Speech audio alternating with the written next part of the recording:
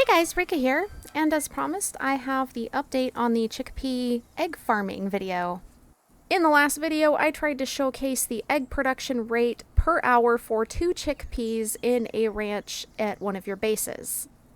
As you can probably see right now, there is a chickpea harvesting instead of hanging out in the ranch pooping out eggs. This is a common problem that I've been having, so I've decided that I'm going to solve this by taking away all of their options. I found myself a nice flat spot here to build base, and what I'm going to do is just build this up with the very basics and just ranches.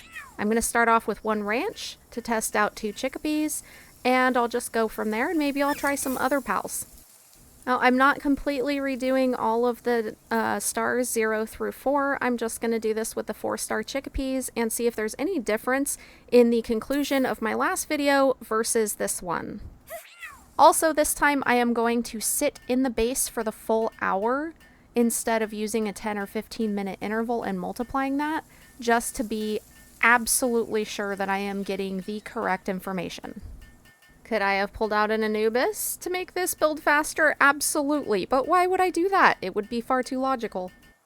So after I have all the basics built here, I'm going to throw out a couple of Anubises so that they can pick up eggs and get rid of any rocks that respawn, and then I'll throw out my chickpeas.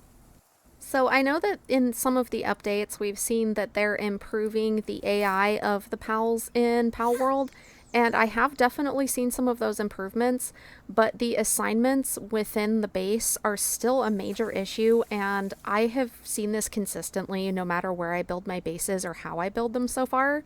So it would be really nice if we had a few more options.